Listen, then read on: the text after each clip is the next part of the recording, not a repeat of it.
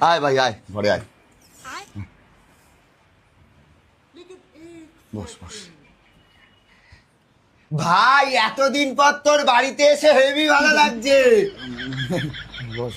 কই গো, শুনছো? হ্যাঁ বলো। আরে এতদিন পর আমার বন্ধু বাড়িতে এসছে, ওর জন্য একটু চা করো তুমি। ভাই এতদিন পর তোর বাড়িতে আসলাম, বৌদিকে একটু চা করতে বল। হ্যাঁ হ্যাঁ যাচ্ছি। আর তুমি একটু ওই ঘরে এসো তো। ঠিক আছে তুমি যাও, আমি আসছি। তুই বস, আমি আসছি। হ্যাঁ বলো।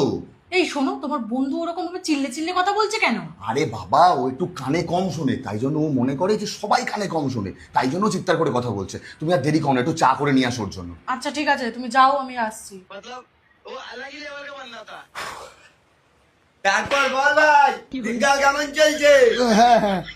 এই নাও তোমাদের চা। এই নে ভাই, চা খা।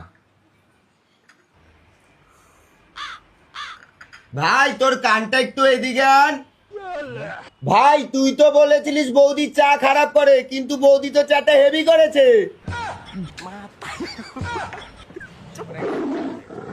আরে তুমি এরকম ভাবে কেন দেখছো?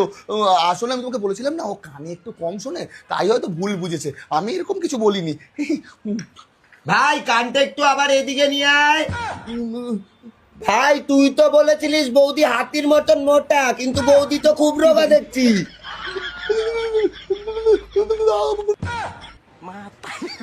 আজকে তোমার একদিন কি আমার একদিন, ও শুধু বাড়ি থেকে আজকে বেরো।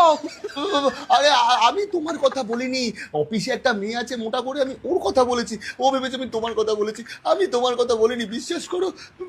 ভাই কানটা একটু এদিকে নিয়ে আয় আবার। ভাই বৌদি তো বেশ সুন্দরী দেখতে। হ্যাঁ, তাহলে তোর চক্কর পাশের বাড়ি ঝুমা বৌদির সাথে কেন ভাই?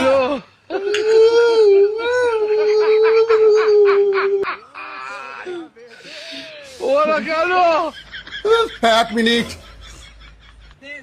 শালা সোরের বাচ্চা, কালা চোদন,